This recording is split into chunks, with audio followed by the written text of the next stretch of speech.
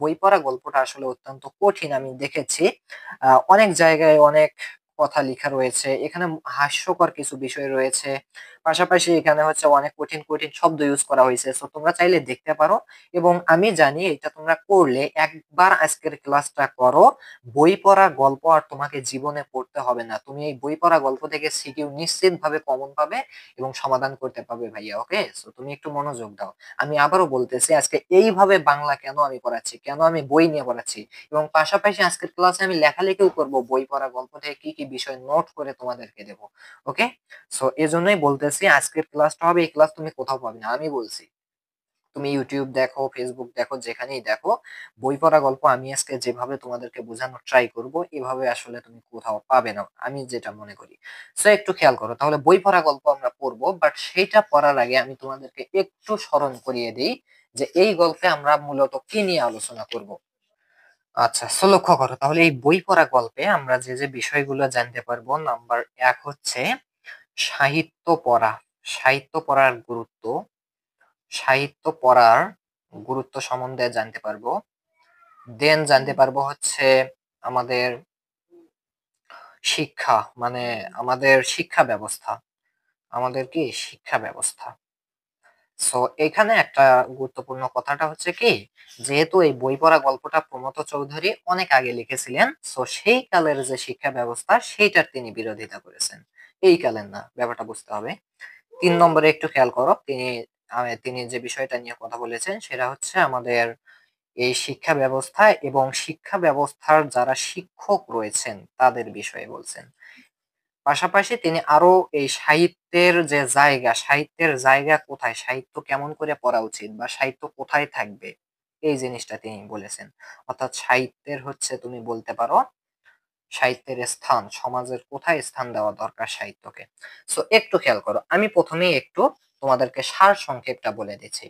আমাদের সমাজে, আমাদের সমাজে মানে আমরা আমরা কেন বই পড়ি একটু তোমরা জানাবে প্লিজ। আমরা বই পড়ি মানে আমরা এই যে পড়াশোনা করতেছি কেন করতেছি, আমরা করতেছি এই জন্য ভবিষ্যতে একটা চাকরি পাবো, ভবিষ্যতে একটা চাকরি পাবো, টাকা কাম টাকা কামাতে পারবো বা টাকা উপার্জন করতে পারবো, এক কথায় আমাদের পেট চালাতে পারবো, মানে কি পেট চালাতে পারবো বা উদর পূর্তি করতে পারবো, পেট চালাতে পারবো। এজন্যই মূলত আমরা কি করি, পড়াশোনা করে থাকি। এটা হচ্ছে আমাদের নিয়ম। সো আমরা এজন্যই কি করি, পড়াশোনাটা করে থাকি। কিন্তু লেখক বলতেছেন যে এইগুলো কেন আমরা করব, আমাদেরকে সাহিত্য পড়তে হবে। এখন দেখো, অর্থাৎ তিনি এগুলোর বিরোধিতা করেছেন যে আমাদের এই যে পড়াশোনা আমরা করি শুধুমাত্র টাকা উপার্জনের স্বার্থে বা লোভের স্বার্থে, পেট চালানোর স্বার্থে, চাকরি করার স্বার্থে, এজন্যই আমরা মূলত বই পড়ে থাকি।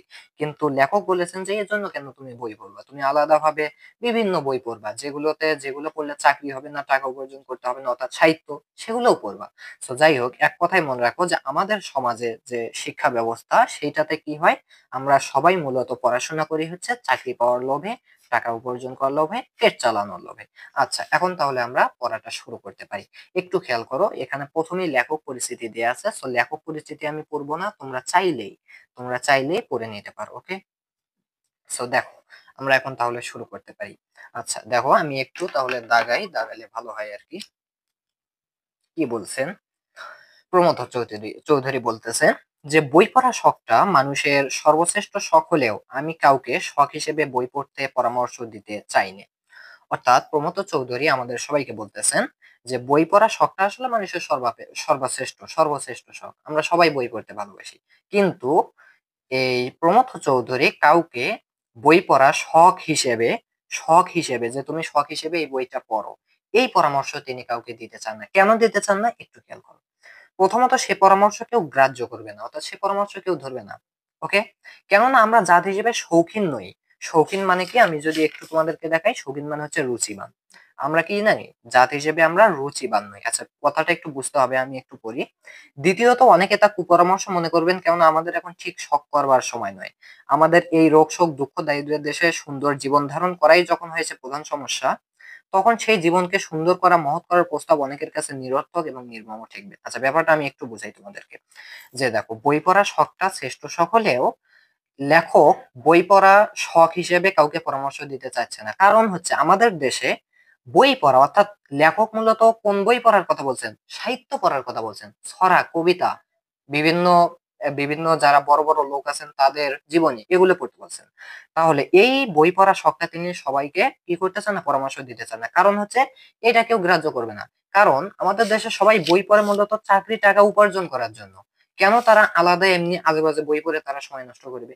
এটা হচ্ছে একটা কারণ। এজন্যই আমাদের লেখক পরামর্শ দিতে চান না। পাশাপাশি দেখো আমরা জাত হিসেবে কি নই? শৌখিন নই অর্থাৎ রুচিবান নই। আমাদের ঐরকম কোনো শখ নাই যেটা পড়ে আমাদের টাকা কামাই হবে না। ঐরকম কোনো শখ নাই আমাদের। পাশাপাশি কি দ্বিতীয়ত তা কুপরামর্শ মনে করবেন। কারণ আমাদের এখন ঠিক শখ করবার সময় নেই। আমরা শখ করে কেন বই পড়বো? আমাদের শখ করবার সময় পরবর্তীতে হবে যখন আমরা আমাদের বাস্তব জীবনে যেসব বই আছে সেগুলো করে চাকরি-বাকরি করব দেন আমরা শখ করে বই পড়তে পারি। এখন আমাদের শখ করবার সময় নয়। আমাদের দেশে বা আমাদের এই রোগ শোক দুঃখ দারিদ্রের দেশে সুন্দর জীবন ধারণ করাই যখন হয়েছে প্রধান সমস্যা, অর্থাৎ আমাদের দেশে মূলত আমরা সুন্দর একটা জীবনযাপন করব, টাকা পয়সা থাকবে, এটাই আমাদের প্রধান সমস্যা। সেখানে আবার আমরা আলাদা আজেবাজে বই পড়ে সময় নষ্ট করব, এটা আসলে হয় না। সো এই জন্যই কবি মানে লেখক মূলত হচ্ছে এই পরামর্শটা দিতে চাচ্ছেন না যে তোমরা বই পড়ো, অর্থাৎ কোন বই পড়ো, সাহিত্য পড়ো, সেইটা পরামর্শ দিতে চাচ্ছেন না। এরপরে একটু খেয়াল করো, তখন সেই জীবনকে সুন্দর করা, মহৎ করার প্রস্তাব অনেকের কাছে নিরর্থক এবং নির্মম ঠেকবে। অর্থাৎ আমাদের জীবনকে সুন্দর করা এটাই আমাদের হচ্ছে না, আমরা আজেবাজে বই পড়ে আমরা সময় নষ্ট কেন করব? এরপর লক্ষ্য করো, আমরা সাহিত্যের রস উপভোগ করতে প্রস্তুত নই। সাহিত্যের যে পড়া, সাহিত্যের মধ্যে বিভিন্ন লোকের জীবনী, কবিতা, নাচ গান যা আছে, সো এগুলো পড়া বা এগুলো রস গ্রহণ করতে আমরা প্রস্তুত নই। আমরা শুধু প্রস্তুত কিসে? আমরা কিসে প্রস্তুত দেখো, শিক্ষার ফল লাভের জন্য আমরা সকলে উদ্বাহু।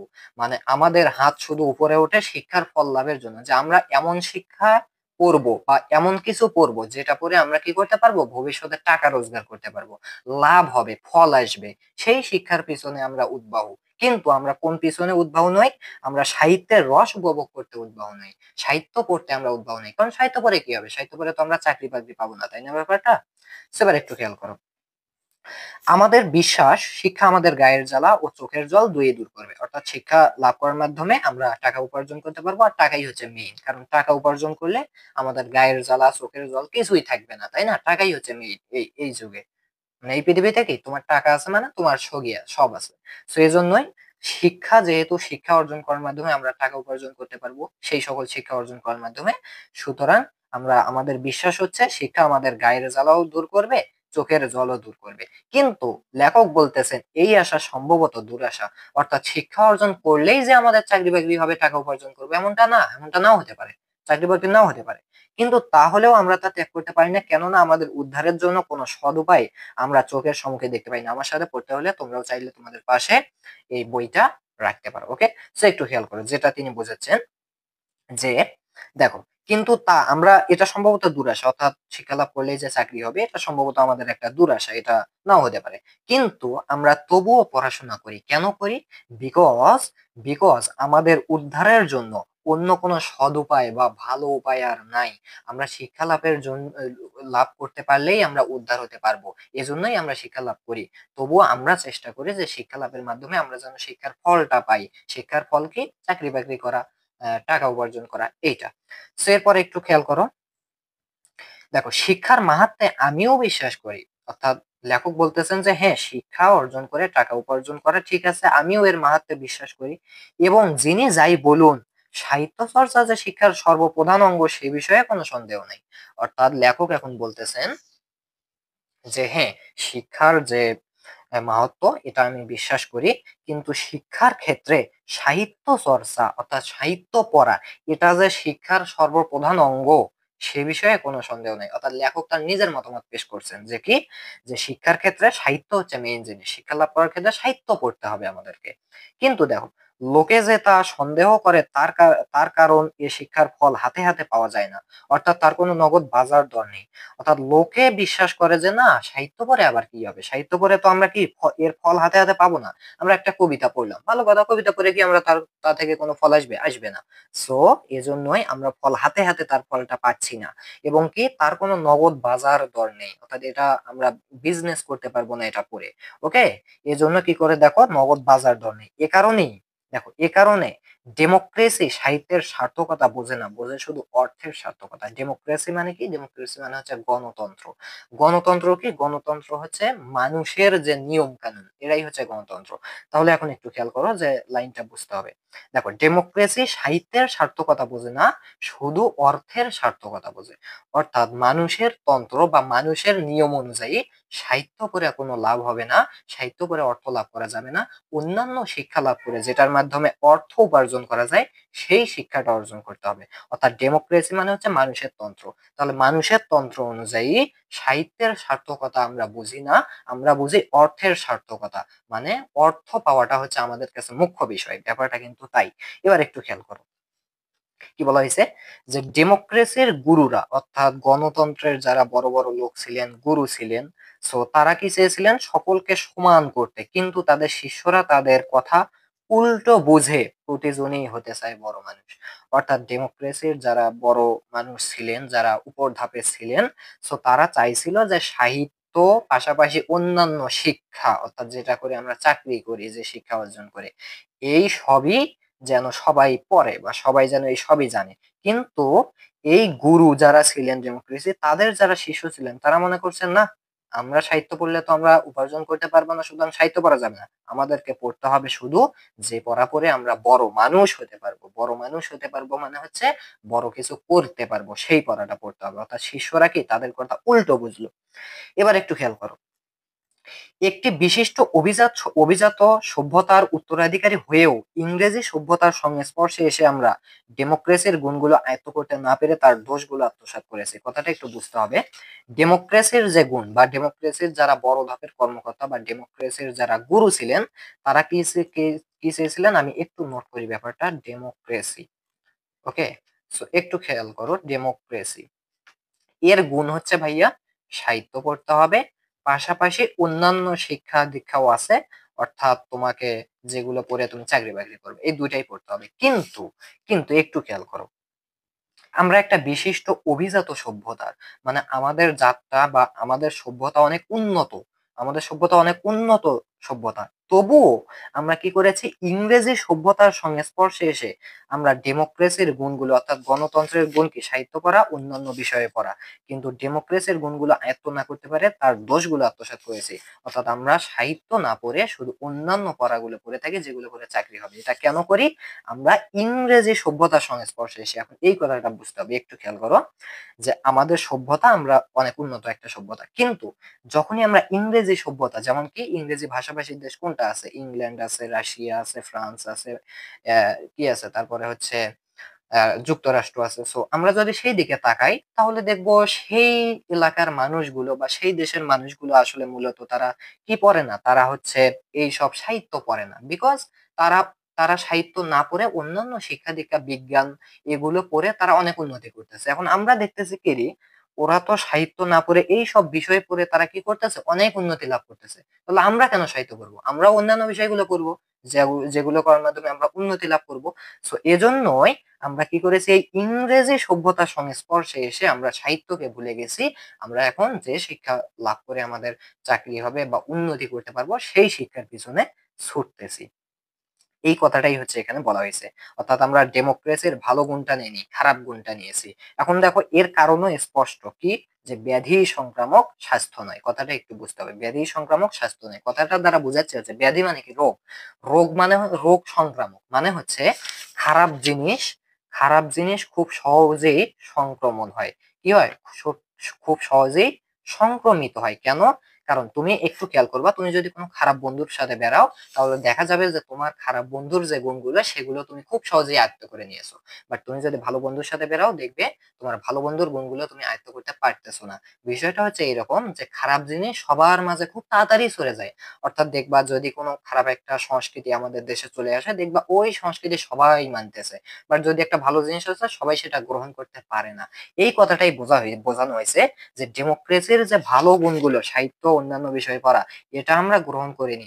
আমরা শুধু তার খারাপ গুণটা, অর্থাৎ অন্যান্য বিষয় পড়া এখানে লেখক খারাপ বোঝাচ্ছেন, আমার মতামত না এটা, এটা হচ্ছে লেখকের মতামত। অন্যান্য গুলোকে খারাপ বলতেছেন, সো আমরা শুধু খারাপটা বেছে নিয়েছি, আমরা ভালোটা বেছে নিইনি। এটাকেই বলা হয় হচ্ছে ব্যাধি সংক্রামক, কিন্তু স্বাস্থ্য নয়। অর্থাৎ ভালো জিনিস আমরা গ্রহণ করতে প্রস্তুত নই, আমরা খারাপ জিনিস খুব সহজেই আমাদের মাঝে কি হয়, সংক্রমিত হয়। ব্যাপারটা আশা করি ক্লিয়ার। আচ্ছা, এরপরে একটু খেয়াল করো। আচ্ছা, আমার কথা কি শোনা যাচ্ছে কিনা আমি একটু চেক করে নেই, এটা ভালো হয়। আমি একটু চেক করে নেই। এরপরে হ্যাঁ, ঠিক আছে। আচ্ছা, এবার একটু লক্ষ্য করো।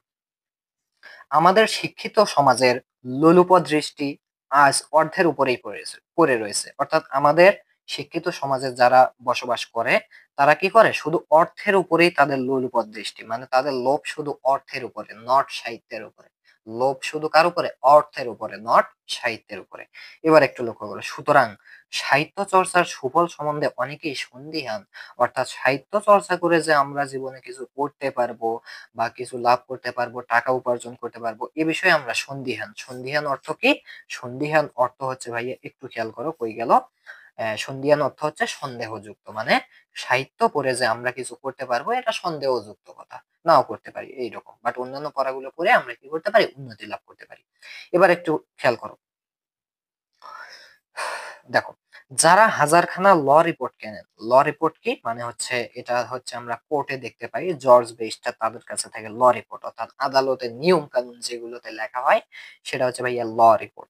সো সেই যারা ল রিপোর্ট কেনেন, তারা একখানা কাব্যগ্রন্থ কিন্তু প্রস্তুত নন, বিকজ ল রিপোর্টের মাধ্যমে তিনি ব্যবসা করতে পারবেন, পাশাপাশি আদালতের কার্য চলাচল করতে পারবেন। আর আদালতের কার্য চলাচল থাকলে কি হবে, আদালত যারা ওখানে কর্মচারী আছে তাদের বেতন হবে। কিন্তু তারা যদি ভাই এক কাব্যগ্রন্থ কেনে, এটার মাধ্যমে কি তারা কোনো বিজনেস করতে পারবে, তারা কোনো কিছু করতে পারবে, এটার মাধ্যমে কি তারা কিছু পাবে, ফল পাবে? পাবে না। এজন্য তারা ল রিপোর্ট কিনতে রাজি আছে, কিন্তু কাব্যগ্রন্থ কিনতে তারা প্রস্তুত নেই, কারণ এটা পড়ে তাদের কোনো লাভ হবে না। কেননা তাতে ব্যবসার কোনো সুসার নেই। সুসার মানে কি? সুসার মানে হচ্ছে ভাইয়া প্রাচুর্য, সচ্ছলতা বা সুবিধা নেই, সেখানে ব্যবসা করার কোনো সুবিধা নেই। কি কাব্যগ্রন্থ কিনে আমি কোনো ব্যবসা করতে পারবো না। এবার দেখো, নজির না আউড়ে কবিতা আবৃত্তি করলে মামলা যে হারতে হবে সে তো জানা কথা।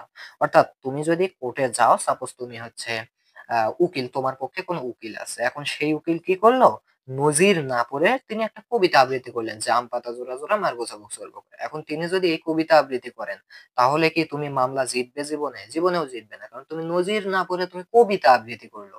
তো এখন তুমি তো সাহিত্য পড়ছো, সাহিত্য পড়ার কারণে তুমি এখন সবকিছু তোমার ওই রকম ওই দিকে চলে গেছে, তুমি এখন কোর্টে গিয়ে কি করলা, কবিতা পড়লা, তাহলে কি সেক্ষেত্রে তোমার মামলা কি তোমাকে জিতে দেবে জজ? জীবনেও দেবে না।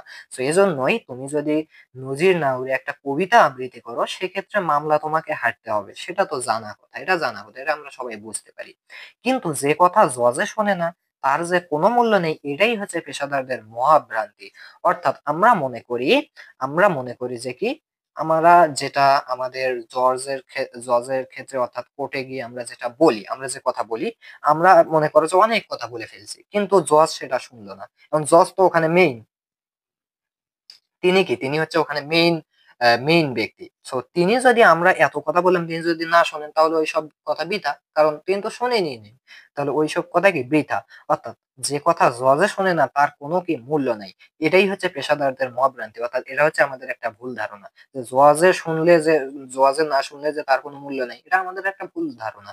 জজে শুনতেই হবে এমন কোনো কথা নেই, তবে সেই ক্ষেত্রে অবশ্যই সেটা একটা কি, মূল্য নেই, কারণ জজই শুনলো না আমার, তাহলে মামলা জিতবো আমি কিভাবে? সো এবার একটু খেয়াল করো, এখানে লেখক তার মতামত গুলো তুলে ধরছেন, যে দেখো, জ্ঞানের ভান্ডার যে ধনের ভান্ডার নয়, এ সত্য তো প্রত্যক্ষ। অর্থাৎ আমরা প্রত্যক্ষ ভাবে দেখি যে যার যত জ্ঞান আছে সেই পরিমাণ যে তার ধন আছে, এটা আসলে কখনোই হয় না। অর্থাৎ আমরা দেখি যে সাপোজ তোমার অনেক জ্ঞান আছে, তোমার কি সেই পরিমাণ এখন ধন সম্পদও আছে? না, সেই পরিমাণ ধন সম্পদ নেই।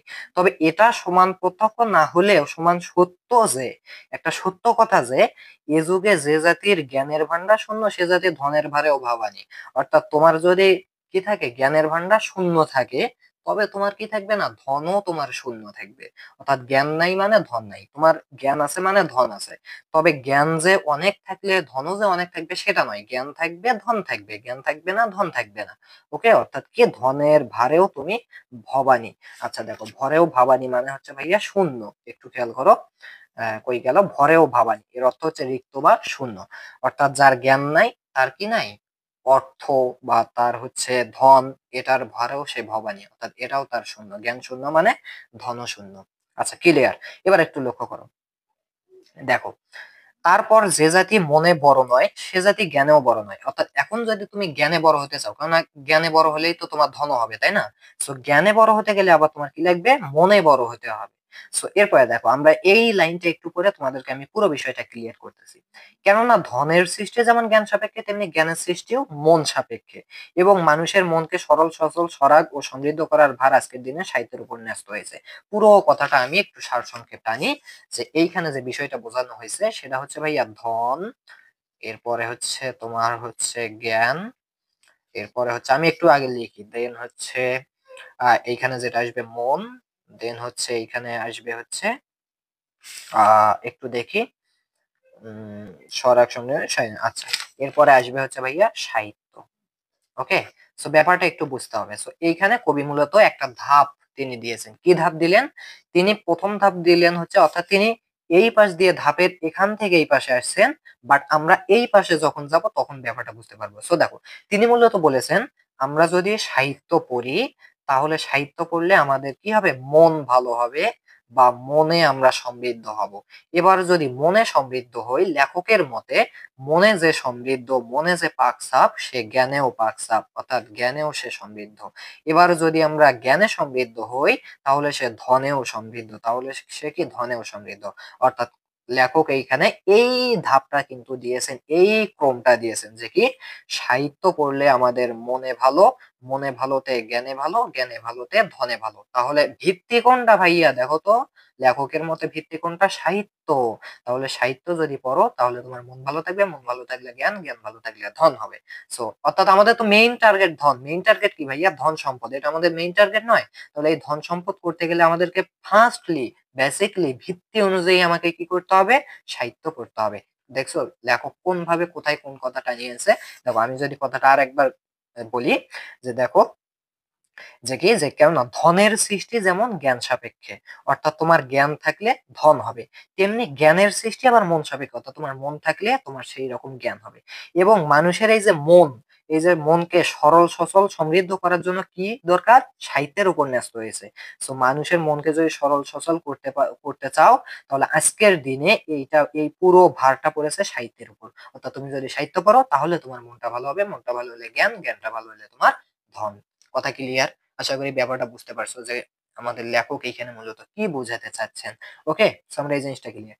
এবার একটু খেয়াল করো, কেননা মানুষের দর্শন, বিজ্ঞান, ধর্মনীতি, আচ্ছা দেখো, এর আগের লাইনে কবি মূলত বুঝাইলেন যে সাহিত্যর মাধ্যমে আমরা ধনবান হতে পারি। এখন সাহিত্য আমাদেরকে কেন করতে হবে সেই বিষয়টা এখন তিনি বলেছেন, যে কি, দেখো, কেননা মানুষের দর্শন, বিজ্ঞান, ধর্মনীতি, অনুরাগ, বিরাগ, আশা, নৈরাশ্য, তার অন্তরের স্বপ্ন ও সত্য, এই সকলের সমবায় সাহিত্যের জন্ম।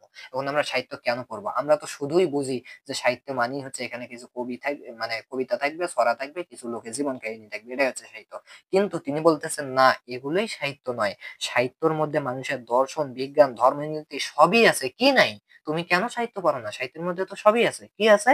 মানুষের দর্শন, বিজ্ঞান, ধর্মনীতি, অনুরাগ, বিরাগ, আশা, নৈরাশ্য, অন্তর স্বপ্ন, সত্য, এই সকল কিছুই আছে সাহিত্যের মধ্যে। এই সকল কিছু পড়লে তোমার আলাদা শিক্ষা লাভের কোনো দরকার নেই, তুমি সাহিত্য পড়ো, তাহলেই তোমার মন ভালো থাকবে। ব্যাপারটা বুঝতে পারছো? তো এই জন্যই লেখক মূলত বলেছেন যে এই সাহিত্যের জন্ম হচ্ছে এই সব কিছু নিয়ে, এজন্যই তোমাকে সাহিত্য পড়তে হবে। অপরাপর শাস্ত্রের ভিতর যা আছে, মানে অন্যান্য সাহিত্য বাদে অন্যান্য শাস্ত্রের ভিতর যা আছে বা অন্যান্য বইয়ের ভিতর যা আছে, এবার একটু খেয়াল করো, অন্যান্য বইয়ের ভিতর যা আছে, হ্যাঁ, সেসব হচ্ছে মানুষের মনের জাস্ট একটা ভগ্নাংশ।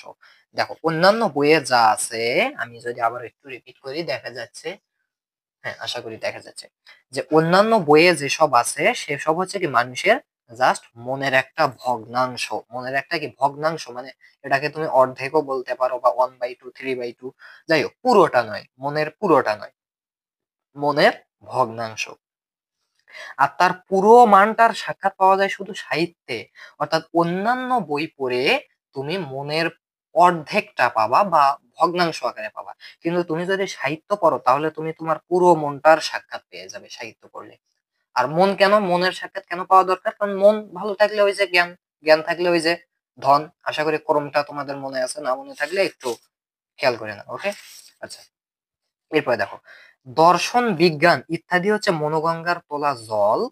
আর মনোগঙ্গার তোলা জল মানে কিছু জল, অর্থাৎ কিছু জল বলতে বোঝাচ্ছে কিছু জ্ঞান।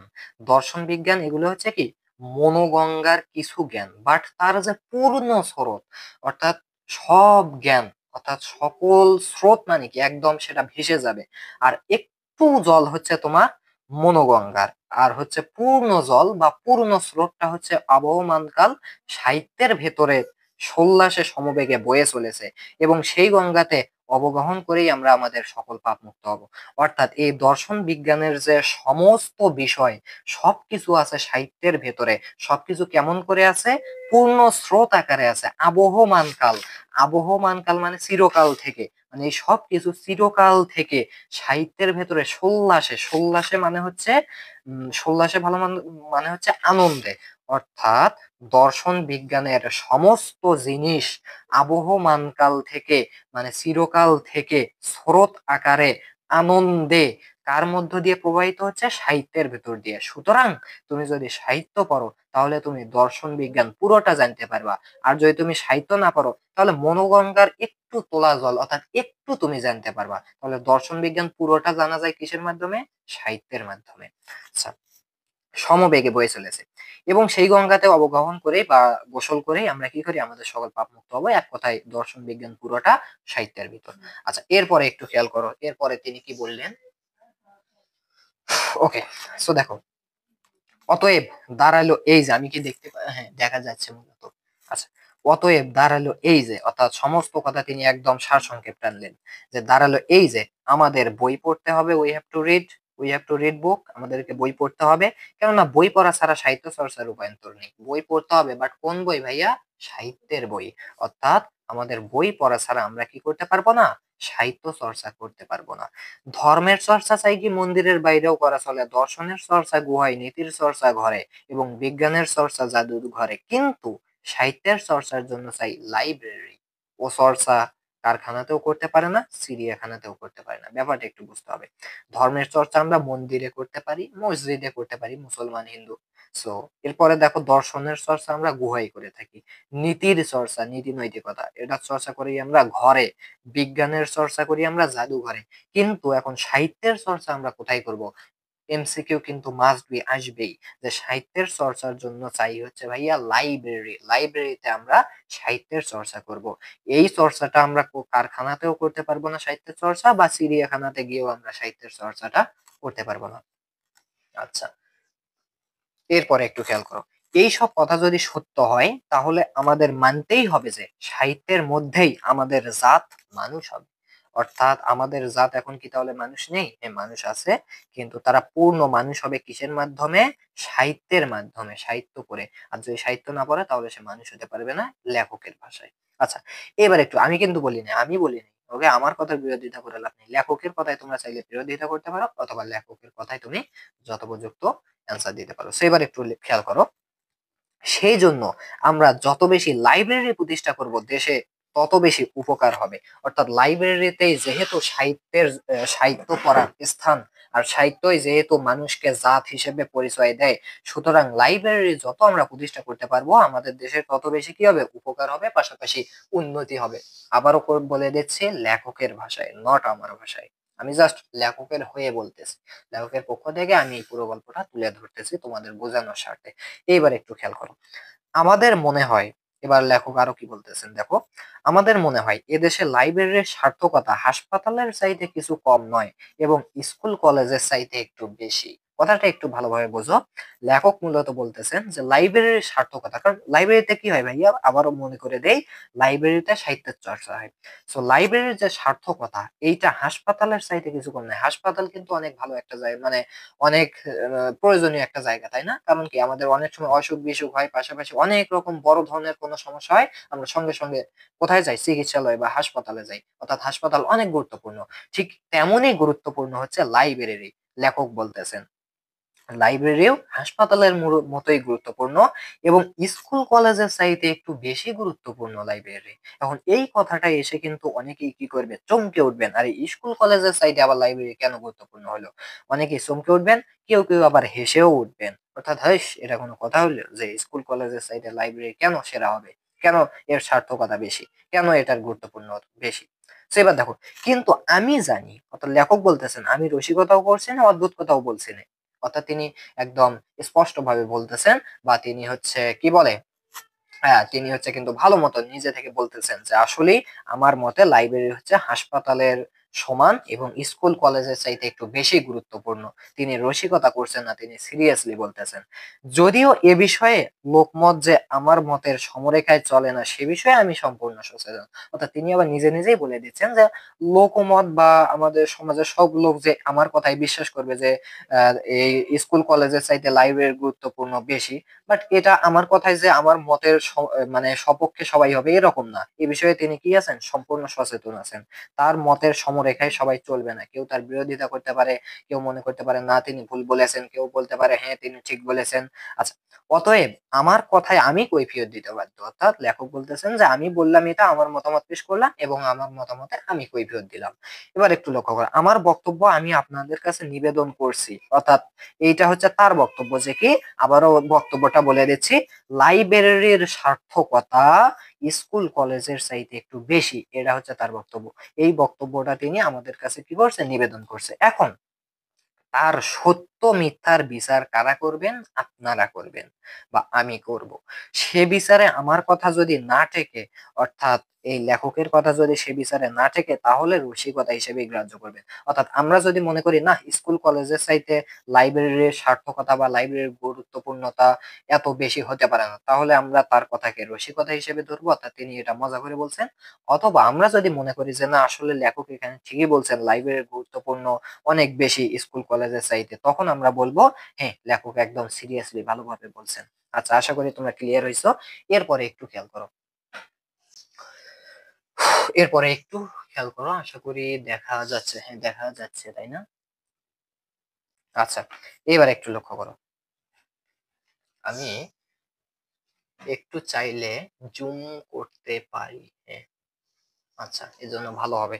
সো দেখো, তিনি কি বলতেছেন, আমার বিশ্বাস শিক্ষা কেউ কাউকে দিতে পারে না, অর্থাৎ শিক্ষা কি করে না, কেউ কাউকে দিতে পারে না, কারণ সুশিক্ষিত মাত্রই স্বশিক্ষিত।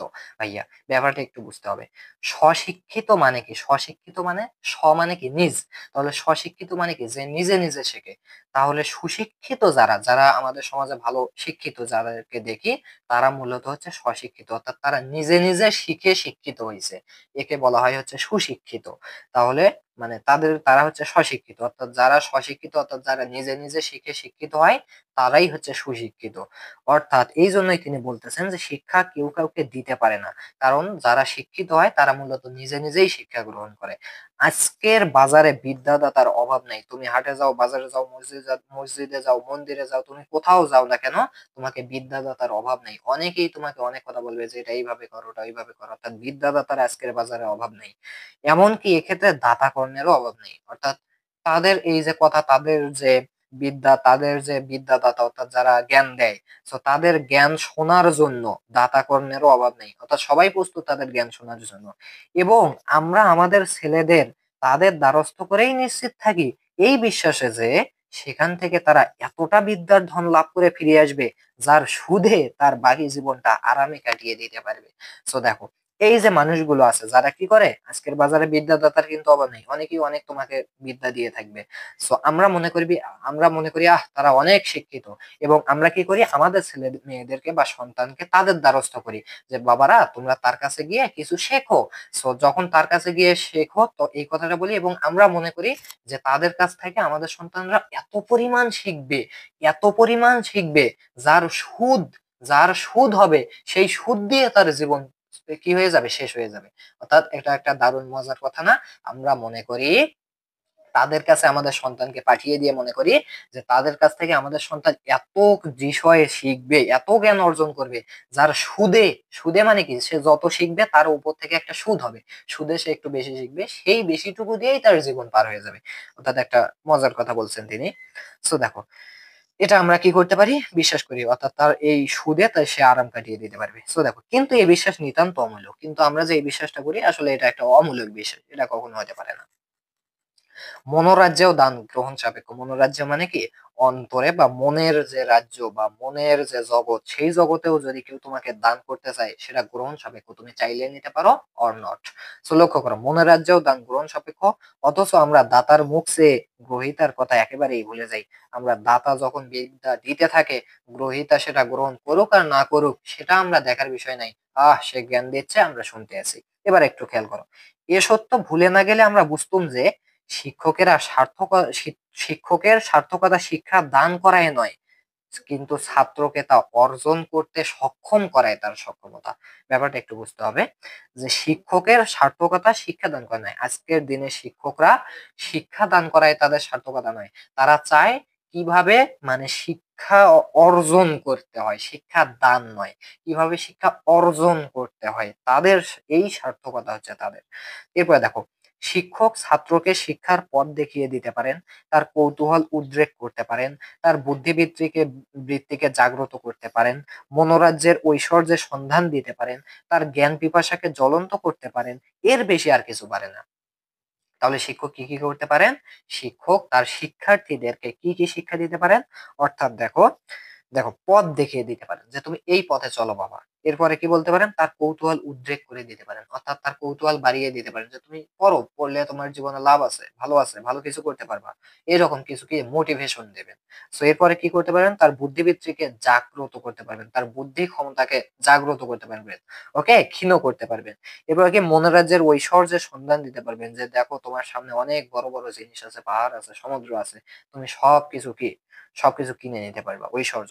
এবার দেখো, তার জ্ঞান পিপাসাকে জ্বলন্ত, তার যে জ্ঞান পিপাসা, অর্থাৎ আমি জানতে চাওয়ার যে ইচ্ছা, এটা তাকে আরো জাগ্রত করে দিতে পারবে।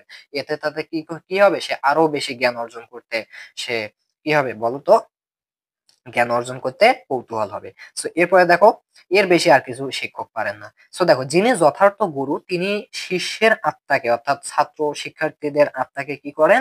উদ্বোধিত করেন, এবং তার অন্তর্নিহিত সকল প্রচ্ছন্ন শক্তিকে মুক্ত এবং ব্যক্ত করে তোলেন। অর্থাৎ যারা মূলত ভালো গুরু বা যথার্থ গুরু, তারা তাদের শিষ্যকে কি শিখান? তারা তাদের শিষ্যের আত্মাকে উদ্বোধিত করেন, মানে পড়াতে মনোযোগ দিতে বলেন, কি করেন? উদ্বোধিত করেন, এবং তার অন্তর্নিহিত সকল প্রচ্ছন্ন শক্তি। প্রচ্ছন্ন মানে কি? প্রচ্ছন্ন মানে হচ্ছে, একটু খেয়াল করো, গোপন শক্তি। প্রচ্ছন্ন মানে হচ্ছে গোপন, শব্দার্থতে দেয়া আছে। তাহলে তার মধ্যে যে সুপ্ত বা গুপ্ত শক্তি, আমাদের প্রত্যেকের মাঝে কি আছে? গুপ্ত শক্তি আছে। এইটাকে জাগ্রত করে তুলতে পারেন কে? গুরু, যথার্থ গুরু। তিনি তার শিষ্যের আত্মাকে জাগ্রত করতে পারেন, শক্তিকে মুক্ত এবং ব্যক্ত, এই প্রচ্ছন্ন বা লুকায়িত যে শক্তি, এটাকে মুক্ত আর ব্যক্ত করে তুলতে পারেন। এরপর দেখো, সেই শক্তির বলে অর্থাৎ যে শক্তি গুরু তার শিষ্যের মুক্ত করে দিলেন, যে যে যে প্রচ্ছন্ন শক্তি বা যে লুকায়িত শক্তি, সেই শক্তির বলে এখন এই শিষ্য কি করবে? নিজের মন নিজে গড়ে তোলে, নিজের অভিমত বিদ্যা নিজে অর্জন করে। একটু আগেই দেখেছি, স্বশিক্ষিত মানে হচ্ছে ভাইয়া নিজে নিজে শিখে যে শিক্ষিত হয়। তাহলে এই শক্তির বলে এখন এ কি করবে? নিজে থেকে নিজে নিজে মনে শিখবে, নিজেই নিজের সবকিছু শিখবে, ফলে সে কি হবে? স্বশিক্ষিত হবে। বিদ্যার সাধনা শিষ্যকে নিজে করতে হয়, অর্থাৎ শিষ্য বা ছাত্রছাত্রী তারা নিজে নিজে করবে বিদ্যার সাধনা। গুরু উত্তর সাধক মাত্র, অর্থাৎ যারা শিক্ষক তারা শুধু কি উত্তর সাধক, যে তুমি যে উত্তরটা বের করেছো সবকিছু করে, তোমার উত্তরটা সঠিক হয়েছে কিনা ভুল হয়েছে, জাস্ট সেটা বলে দেবে হচ্ছে গুরু বা শিক্ষক। আশা করি বুঝতে পারছো। আচ্ছা, এরপরে একটু খেয়াল করো, এখন আমাদের সমাজের শিক্ষা ব্যবস্থাতে এই নীতিটা বা এই প্রয়োগটা আছে কিনা সেইটা এখন ফুটে তুলবেন আমাদের লেখক। তাহলে এখন লক্ষ্য করো লেখক এবার কি বলতেছেন। সো দেখো এবার বলতেছেন আমাদের স্কুল কলেজের শিক্ষার পদ্ধতিটা ঠিক উল্টো, তার উল্টো। কেমন উল্টো দেখো, সেখানে ছেলেদের বিদ্যা গেলানো হয়। এখন দেখো এই কথাটা শুনে আমার একটা কথা মনে পড়লো যে তোমরা ছোটবেলায় একটা আনন্দ পাঠ তোমাদের যে বইটা ছিল 6 কি 7 তোমরা পড়েছিলে, কোকিল নামের যে গল্পটা, একটু জানাও তো সবাই, তোমাদের কি কোকিল নামের কোনো গল্প ছিল কিনা আনন্দ পাঠে? কোকিল, একটু জানাবে, একটু জানাবে। আনন্দ পাঠে সম্ভবত ছিল, সম্ভবত ছিল কোকিল গল্পটা, ওটা আমি পড়েছিলাম। সো একটু জানাও দেখি, সেটার কথা মনে হলো কেন আমি বলতেছি, একটু জানাও দেখি কোকিল গল্পটা তোমরা পড়েছিলে কিনা।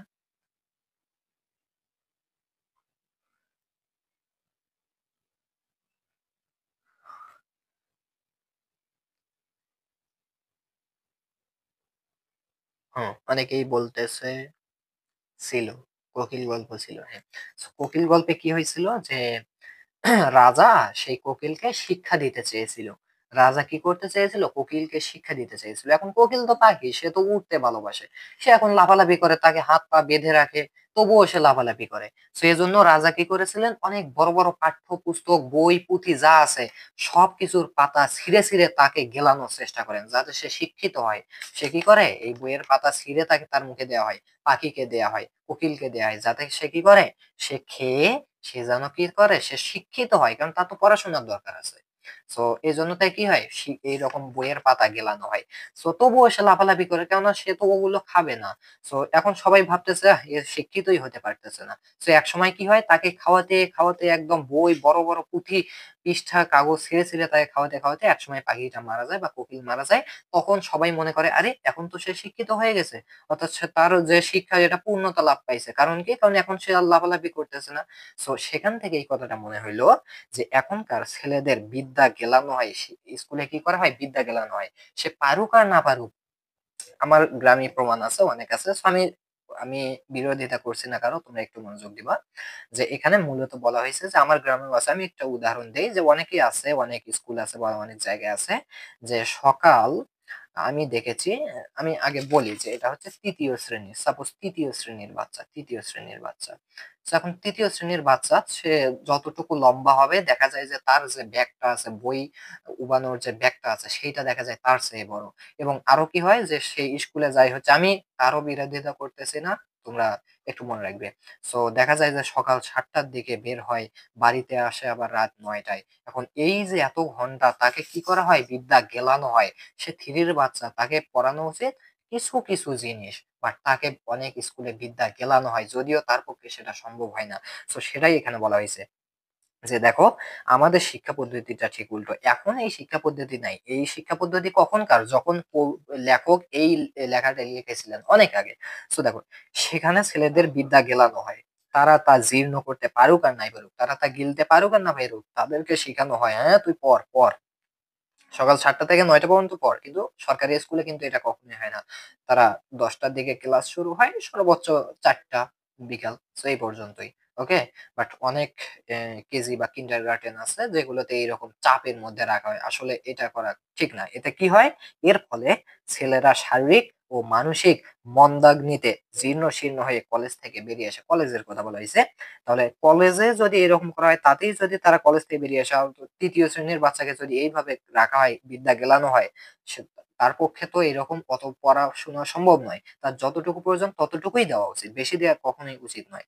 বাট এইরকম গেলানোর ফলে তার কি হয়, শারীরিক ও মানসিক মন্দাগ্নিতে সে জীর্ণ শীর্ণ হয়, কলেজ থেকে বেরিয়ে আসে। ওকে, কথাটা বুঝতে পারছো? এরপর একটু লক্ষ্য করো, একটা জানাশোনা উদাহরণের সাহায্যে ব্যাপারটা পরিষ্কার করা যায়। এবার আমরা একটা উদাহরণের মাধ্যমে দেখবো ব্যাপারটা। সো কি ব্যাপারটা একটু খেয়াল করো। আমাদের সমাজে এমন অনেক মা আছেন, আমাদের সমাজে অনেক মা আছেন যারা শিশু সন্তানকে ক্রমান্বয়ে গরুর দুধ গিলানোটাই শিশুর স্বাস্থ্য রক্ষার ও বলবৃদ্ধির সর্বপ্রধান উপায় মনে করেন। অর্থাৎ তুমি দেখবে এটা, এটা গ্রাম অঞ্চলে সব জায়গাতে আছে, যে আমাদের সমাজে অনেক মা আছেন তারা মনে করেন কি তার সন্তানদেরকে যে দুধ, গরুর দুধে, তারা মনে করেন যে গরুর দুধে অনেক প্রোটিন আছে, এগুলো খাইলে তার সন্তানরা বড় হবে, বড় হবে বা তাদের কি হবে, স্বাস্থ্য ভালো থাকবে। এটা মনে করেন কি আমাদের সমাজের বেশিরভাগ মা। মনে রাখেন কি যে শিশুর স্বাস্থ্য রক্ষা এবং বল বৃদ্ধির প্রধান উপায় হচ্ছে গরুর দুধ খাওয়ানো। কিন্তু এবার দেখো, গোদুগ্ধ অবশ্য গোদুগ্ধ অবশ্য, আমি একটু দেখি দেখা যাচ্ছে কিনা। হ্যাঁ, দেখা যাচ্ছে। গোদুগ্ধ অবশ্য অতিশয় উপাদেয় পদার্থ। হ্যাঁ, গরুর দুধ খাওয়া অনেক উপকারী জিনিস। এটাতে অনেক ভিটামিন, অনেক পরিমাণ প্রোটিন থাকে। ভালো কথা। কিন্তু তার উপকারিতা যে ভোক্তার জীর্ণ করবার শক্তির উপর নির্ভর করে, এ জ্ঞান ও শ্রেণীর মাঝে নেই।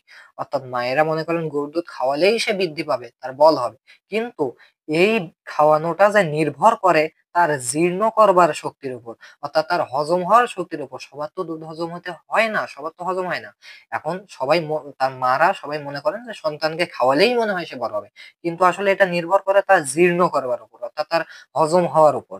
তার হজম হয় না, তাকে তবুও তাকে দুধ দেওয়া হয়, অর্থাৎ গেলানো হয়। সো দেখো, তাদের বিশ্বাস কি, অর্থাৎ মা মা যারা আছেন তাদের বিশ্বাস, ও বস্তু পেটে গেলেই উপকার হবে। সেটা সে জীর্ণ করার সামর্থ্য থাক আর না থাক, বাচ্চার পেটে যদি গরুর দুধ যায় তাহলেই তার অনেক উপকার হবে। এটা হচ্ছে আমাদের মায়েদের বিশ্বাস। কাজেই শিশু যদি তা গিলতে আপত্তি করে, তাহলে সে যে বেয়াদ্রা ছেলে সে বিষয়ে আর বিন্দু মাত্র সন্দেহ থাকে না। অর্থাৎ শিশু যদি বলে না না আমি দুধ খাবো না, তবু তাহলে তাকে বলা হয় বেয়াদ্রা ছেলে। সে বিষয়ে তার কোনো সন্দেহ থাকে না। কেন তুই দুধ খাবি না? গরুর দুধ অনেক ভিটামিন জাতীয় জিনিস, খা খা খা। এবার একটু লক্ষ্য করো। অতএব তখন তাকে ধরে বেঁধে জোর জবস্তি করে দুধ খাওয়ানোর ব্যবস্থা করানো হয়। ধরে বেঁধে কেন? কারণ কি? দুধ খাওয়া অনেক ভিটামিন, প্রোটিন। সো দেখো, শেষটায় সে যখন এই দুগ্ধপান ক্রিয়া হতে অব্যাহতি লাভ করবার জন্য মাথা নাড়তে, হাত পা ছুটতে শুরু করে, তখন স্নেহময়ী মাতা বলেন, আমার মাথা খাও, মরা মুখ দেখো, এই ঢোক, আরেক ঢোক, আর আরেক ঢোক, আরেক ঢোক ইত্যাদি। অর্থাৎ যখন সে আর খাইতে ইচ্ছা করে না, বা সে কি করে লাফালাফি করে, না আমি দুধ খাবো না, এগুলা খেলে আমার সমস্যা হয়, তখন মাতা কি করেন, তাকে ধরে বেঁধে, এ খা খা খা, আমার মরা মুখ দেখ, এরকম এইরকম কিছু আবেগীয় কথাবার্তা বলে তাকে কি করেন, খিলানোর চেষ্টা করেন। সো এটা কি আসলে উচিত না? কারণ কি, তার জীর্ণ করবার উপর এটা নির্ভর করে। দুধ খেলেই যে তার অনেক উপকার হবে তার কি গ্যারান্টি আছে? তার তো সেটা জীর্ণ করার ক্ষমতা থাকতে হবে, তাই না? সো এবার একটু লক্ষ্য করো, মাতার উদ্দেশ্য যে খুব সাধু, হ্যাঁ এটা নিশ্চিত। কারণ মাতা চাচ্ছে তার সন্তানের ভালো হোক, অর্থাৎ দুধ খেয়ে তার সন্তান কি হোক, ভাইয়া ভালো থাকুক, সুস্থ থাকুক। মাতার উদ্দেশ্য অনেক খুব সাধু। কিন্তু তাকে তো বুঝতে হবে যে সে বিষয়ে কোনো সন্দেহ নেই। কিন্তু এ বিষয়েও কোনো সন্দেহ নেই যে উক্ত বলা কওয়ার ফলে মা শুধু ছেলের যকৃতের মাথা খান এবং ঢোকের পর ঢোক তার মরামুখ দেখবার সম্ভাবনা বাড়িয়ে চলেন। অর্থাৎ তিনি, মাতার উদ্দেশ্য খুব সাধু, সে বিষয়ে কোনো সন্দেহ নেই। কিন্তু এ বিষয়েও সন্দেহ নাই যে তিনি যত তাকে এক ঢোক গিলান দুধ, মানে গরুর দুধ কি করেন, এক ঢোক যত ঢোক গিলান তত তার সন্তানের মরামুখ দেখার আশঙ্কা বাড়তে থাকে, তাই না? কারণ তার তো এটা হজম হবে না, তার এটা সমস্যা করবে। এতে তার সন্তানের মরামুখ দেখার কি করেন এখানে আশ্বাস বাড়িয়ে চলেন মাতা। কিন্তু মাতা বলেন যে আমার মরামুখ দেখ, তবুও খাওয়ানোর চেষ্টা করেন। তো এই রকম হয়েছে কি আমাদের দেশের শিক্ষা ব্যবস্থা। আমাদের স্কুল কলেজের শিক্ষা পদ্ধতিটাও ঠিক ওই ধরনের। সে যতই গেলাম, মানে সে পারুক আর না পারুক তাকে গেলানো হবে, এটা হচ্ছে আমাদের শিক্ষা পদ্ধতির নিয়ম। এর ফলে কত ছেলের সুস্থ সরল মন যে ইনফ্যান্টাইল লিভারে গতাশু হচ্ছে তা বলা কঠিন। অর্থাৎ এর ফলে কি হচ্ছে, অপরিপক্ক লিভারে গতাশু হচ্ছে তা বলা কঠিন। অনেক ছেলের সুস্থ সরল মনটা নষ্ট হয়ে যাচ্ছে, বিঘ্ন হয়ে যাচ্ছে। ওকে, আচ্ছা, এরপরে একটু খেয়াল করো। কেননা দেহের মৃত্যু রেজিস্ট্রি রাখা হয়, বাট আত্মার মৃত্যু হয় না। আমাদের যখন দেহের পুরোভাবে মৃত্যু হয়, আমাদের দেহের রেজিস্ট্রি হয় যে তুমি রোববারে মারা গেছো, মানে রোববারে মারা গেছে, একটা রেজিস্ট্রি হয়। বাট আত্মার মৃত্যু, অর্থাৎ আত্মার মৃত্যু রোববারে না, তার অনেক আগেই হয়েছে। কারণ কি, অনেক আগেই। সো যারা বললাম না তৃতীয় শ্রেণী, যে তাকে এই রকম গেলানো হয়, এই রকম যখন গেলানো হয় তার তো তখনই আত্মার মৃত্যু হয়ে যায়। কারণ কি, সে একটা চাপের মুখে, কত বড় একটা চাপের মুখে, তখনই তার আত্মার মৃত্যু হয়। শুধু দেহটা বেঁচে থাকে। সো দেহের মৃত্যুর ওই রেজিস্টারে রাখা হয়, বাট আত্মার মৃত্যু যে কখন তার হয়ে গেছে তার কোনো রেজিস্টারই হয় না। আশা করি বুঝতে পারতেছো। আচ্ছা, এরপর একটু খেয়াল করো দেখি। দেখো, আমরা কিন্তু এই আত্মার অপমৃত্যুতে ভীত হওয়া দূরে থাক, উৎফুল্ল হয়ে উঠি। আমরা আত্মার মৃত্যু, অর্থাৎ তৃতীয় শ্রেণীর বাচ্চা যখন আত্মার মৃত্যু হয়ে যায়, অনেক পড়াশোনার চাপে থাকে, তখন বাবা মারা মনে করেন সে অনেক পড়াশোনা করতেছে, কি উৎফুল্ল হয়ে ওঠে। কিন্তু আসলে তার ভীত হওয়া থেকে দূরে থাকা, মানে ভীত হওয়া থেকে দূরে থাকে। তার আত্মার মৃত্যুর ফলে যে তার কিছুদিন পরে শরীরের মৃত্যু হবে সেটা আমরা ভাবি না। তার আত্মার মৃত্যু হবে মানে আমরা ভাবি অনেক কিছু সে করতেছে, উৎফুল্ল হয়ে উঠি। আমরা ভাবি দেশে যত ছেলে পাশ হচ্ছে তত শিক্ষার বিস্তার হচ্ছে, দেশে যত ছেলে পাশ করতেছে তত কি হচ্ছে, শিক্ষার বিস্তার হচ্ছে। এটা আমরা ভেবে থাকি। পাশ, আবারও বলতেছি, আমার কথা না, আমার কথা না, এটা হচ্ছে কার কথা, লেখকের কথা। আমি জাস্ট তার তার কথাগুলো উগলাচ্ছে। এবার লক্ষ্য করো, পাশ করা ও শিক্ষিত হওয়া এক বস্তু নয়। হ্যাঁ আমি পাশ করছি তাই বলে যে আমি শিক্ষিত, নো নো নো নো, এটা কখনোই এক বস্তু নয়। আবারও বলতেছি যে এটা হচ্ছে লেখক তার নিজের মত বলতেছেন, আমি কিন্তু না। পাশ করা ও শিক্ষিত হওয়া এক বস্তু নয়। এ সত্য স্বীকার করতে আমরা কুণ্ঠিত, এ সত্য স্বীকার করতে গিয়ে আমরা কুণ্ঠিত হই, আমরা নারাজ হই যে না না না, পাশ করা মানেই শিক্ষিত হয়, যে পাশ করে সে শিক্ষিত, এটা আমরা ভাবি। কিন্তু যে পাশ করলেই শিক্ষিত, না না, এটা কোনো কথা নয়। শিক্ষা শাস্ত্রের একজন জগৎ বিখ্যাত ফরাসি শাস্ত্রী বলেছেন যে এক সময়ে ফরাসি দেশে শিক্ষা পদ্ধতি এতই বেয়ারা ছিল যে সে যুগে France was saved by her idlers. মানে হচ্ছে, এই কথাটার অর্থ হচ্ছে যারা পাশ করতে পারেনি বা চায়নি তারাই ফ্রান্সকে রক্ষা করেছিল। অর্থাৎ ফ্রান্সে এক সময় কি হয়েছিল, শিক্ষা পদ্ধতিটা অনেক বেয়ারা ছিল, বাট সেই সময়ে এই ফ্রান্সকে বাঁচিয়েছিল কারা? যারা পাশ করতে পারেনি, যারা শিক্ষার মধ্যে পাশ করতে পারেনি, ফ্রান্সের লোকজন যারা পাশ করতে পারেনি, তারাই এই কি করেছে, ফ্রান্সকে একসময় রক্ষা করেছিল। এর কারণ হয় তাদের মনের বল ছিল বলে কলেজের শিক্ষাকে তারা প্রত্যাখ্যান করেছিল, অর্থাৎ তাদের মনের বল ছিল কলেজের শিক্ষা অর্জন করে কি লাভ, এজন্য তারা কলেজের শিক্ষাকে কি করেছিল, প্রত্যাখ্যান করেছিল। অথবা সে শিক্ষা প্রত্যাখ্যান করেছিল বলেই মনের বল বলেছিল, অর্থাৎ শিক্ষা প্রত্যাখ্যান করেছিল বলেই তার মনে এখন বল চলে আসছে, সেই বল দিয়ে সে কি করছে, ফ্রান্সকে রক্ষা করেছিল। আর তাই এই স্কুল পালানো ছেলেদের দল থেকেই সে যুগে ফ্রান্সের যত কৃতকর্মা লোকের আবির্ভাব হয়েছিল। সো সেই যুগে ফ্রান্সের যত কৃতকর্মা লোকের আবির্ভাব কেন হয়েছিল, কোথা থেকে হয়েছিল, এই স্কুল পালানো ছেলেদের থেকে। কারণ স্কুল পালানো ছেলেরাই এক সময় কি করেছিল, ফ্রান্সকে রক্ষা করেছিল। অর্থাৎ ইট মিনস যে এই স্কুল পলানো কি, অর্থাৎ তাদের স্কুলে অনেক সময় তাদেরকে শিক্ষা গেলানো হয়, তো তারা সেটা সহ্য না করতে পেরে স্কুল থেকে পালিয়ে আসে, স্কুল থেকে পালিয়ে আসে। তাহলে তাদের কি হলো, আত্মার আর মৃত্যু হইল না, আত্মার আর মৃত্যু হইল না। তারা তো অনেক, তখন তাদের মনে একটা বল আসলো, সেই বলের মাধ্যমে তারা একসময় ফ্রান্সকে রক্ষা করলো। আর তাদের কাছ থেকেই যত কৃতকর্মা গুলো এসেছিল, আবির্ভাব ঘটেছিল পরবর্তীতে ফ্রান্সে। ওকে, তার মানে হচ্ছে স্কুল পালানো উচিত, ইয়ার মতে, কার মতে, লেখকের মতে। কারণ এই শিক্ষা ব্যবস্থায় যে চাপাচাপি শুরু হয়েছে, এই যে উগলানো গেলানো এই ব্যবস্থা, এখানে স্কুল পালানোই উচিত, যেটা লেখক বলতেছেন। আচ্ছা, এরপরে একটু খেয়াল করো। ওকে, সে যুগে ফ্রান্সে কিরকম শিক্ষা দেওয়া হতো তা আমার জানা নেই। লেখক বলতেছেন সে যুগে ফ্রান্সে কিরকম শিক্ষা দেওয়া হতো তা আমার জানা নেই, তবু আমি জোর করে বলতে পারি যে এ যুগে আমাদের স্কুল কলেজে শিক্ষা যে রীতি ছিল চলছে, তার চাইতে সে শিক্ষা পদ্ধতি কখনোই নিকৃষ্ট ছিল না। অর্থাৎ সে সময়ের এই ফ্রান্সের যে শিক্ষা পদ্ধতি ছিল, সেটা এই শিক্ষা পদ্ধতির চেয়েও অনেক ভালো ছিল। বাট আবারও মনে করিয়ে দিচ্ছি যে এই শিক্ষা পদ্ধতিটা হচ্ছে লেখক যখন লিখেছেন সেই সময়ের, এখন তো শিক্ষা পদ্ধতি চেঞ্জ হয়েছে আমাদের দেশে, তাই না? সো এই বিষয়টা মনে রাখতে হবে। সকলেই জানেন যে তবুও কিছু কিছু দিক এখনো এই শিক্ষা ব্যবস্থায় দেখা যায়, আগের শিক্ষা ব্যবস্থায়, অর্থাৎ লেখকের শিক্ষা ব্যবস্থায় যেটা ছিল। ওকে, সকলেই জানেন যে বিদ্যালয়ের মাস্টার মহাশয়ের নোট দেন এবং সেই নোট মুখস্থ করে করে ছেলেরা হয় পাস। অর্থাৎ সেই সময় দেখো, এখন কিন্তু মুখস্থ বিদ্যা নয় ভাইয়া, তিনি কিন্তু মুখস্থ বিদ্যার কি করেছেন, বিরোধিতা করেছেন এইখানে। এখন কিন্তু ভাইয়া বুঝস্থ বিদ্যা, সৃজনশীল, কথা কি মনে আছে? আচ্ছা, খেয়াল করো। বিদ্যালয়ে মাস্টার মহাশয়েরা সে সময় কি করেছিলেন, শিক্ষার্থীদেরকে নোট দিয়েছিলেন, এবং শিক্ষার্থীরা কি করেছিল, সেই নোট একদম আগা থেকে মাথা, আগাটু গোড়া, আগাটু গোড়া কি করেছিলেন, মুখস্থ করেছিলেন, এবং তারা পাশ করেছিলেন সেগুলোর মাধ্যমে। দেখো, এর জুড়ে আরেকটি ব্যাপারও আমাদের দেশে দেখা যায়, এর জুড়ে মানে এরকম আমাদের আরো একটা ব্যাপার এর দেশে দেখা যায়। এবার একটু একটু মজার কথা দেখো, এদেশে একদল বাজিগর আছে যারা বন্দুকের গুলি থেকে আরম্ভ করে উত্তরোত্তর কামানোর গোলা পর্যন্ত গলাধঃকরণ করে।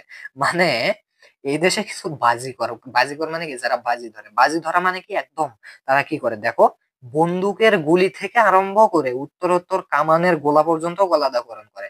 অর্থাৎ যে নোট দিয়েছে তার আগা থেকে গোড়া পর্যন্ত, গুলি থেকে উত্তরোত্তর কামানের গোলা পর্যন্ত একদম করা কি করে, গলাধঃকরণ করে, গিলে ফেলে, মুখস্থ করে।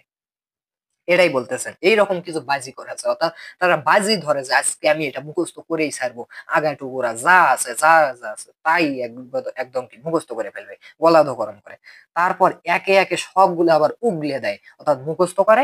এবং কি করে, যখন তাকে বলা হয় আচ্ছা মুখস্থ বল দেখি, সাপোজ সে মুখস্থ করছে হচ্ছে কোনো একটা কবিতা, প্রথম থেকে শেষ পর্যন্ত মুখস্থ করছে, সে কি করবে, একদম যখনই বলা হবে কবিতাটা বলো দেখি, সে বলতেই আছে পুরো কবিতাটা, রাম পাতা জোড়া জোড়া আমার গোছা গোছা ওরে বাবু সরে আসছে আমার ভালো, মানে বলতেই আছে মুখস্থ, এইরকম মুখস্থ তার। এবার একটু লক্ষ্য করো, এর ভেতর যে অসাধারণ কৌশল আছে সে বিষয়ে কোনো সন্দেহ নাই, কারণ তুমি একটু মুখস্থ করতে যাও কত খাটনি হয়। অর্থাৎ সে যে সেই সময়ে যে এই রকম এত বিষয় যে মুখস্থ করেছিল, তার মানে কি বোঝাচ্ছে যে তার মধ্যে অনেক অবশ্যই অনেক কৌশল আছে, কৌশলের মাধ্যমে তো সে মুখস্থ করছে, তাই না? তুমি মুখস্থ করতে যাও দেখি পারো কিনা। দেখো সে বিষয়ে কোনো সন্দেহ নাই, কিন্তু এই গেলার ওগলানো দর্শকের কাছে তামাশা হলেও বাজিগরের কাছে তা প্রাণান্ত ব্যাপার বাবা, বুঝতে হবে। লক্ষ্য করো, সে এখানে আমরা যখন সাপোজ কোন একজন শিক্ষক বলছে যে আজকে তুমি এখান থেকে এই পর্যন্ত এই পাতাটা মুখস্থ করে আসবা, এবং শিক্ষার্থী পরের দিন একদম কি মুখস্থ করছে, কিন্তু তার মুখস্থ করতে খাটনি হয়নি, অফকোর্স খাটনি হয়েছে, তার প্রাণান্ত ব্যাপার ছিল এটা, এটা মুখস্থ করতে তার অনেক সময় লাগছে, মানে কি তার ভয়ে সে মুখস্থ করছে, পরের দিন তো শিক্ষক হবে এটা মুখস্থ না হলে, সে তার কাছে এটা প্রাণান্ত ব্যাপার। কিন্তু শিক্ষক যখন বলছে আচ্ছা এখন বলো তো দেখি তুমি যেটা মুখস্থ করছো, তখন সে যখন ওগলাবে, অর্থাৎ এখান থেকে শুরু করে যে ওই দেশের উপাদান পদার্থ কিন্তু তার উপকারিতা যে জ্ঞান ভক্ত জীর্ণ শীর্ণ করার, এরকম সে বলতে থাকবে, ওগলাতে থাকবে। এটা যখন শিক্ষক শুনবে তখন মনে করবে এটা অনেক সহজ ব্যাপার, এটা খুব সাধারণ ব্যাপার। কিন্তু ভাইয়া দর্শকের কাছে এটা সাধারণ মনে হলেও এই যে বাজিকরের কাছে, অর্থাৎ যে এটা মুখস্থ করলো তার কাছে এটা প্রাণান্ত ব্যাপার, কারণ তাকে অনেক চেষ্টার ফলে এটা মুখস্থ করতে হয়েছে, এমনি এমনি মুখস্থ হয় না। তুমি একটু মুখস্থ করো দেখে এই পুরোটা, করবে করবে না? সেবার একটু খেয়াল করো, ও কারদানি করা, ও কারদানি, কারদানি মানে কি আমরা একটু দেখে ফেলি।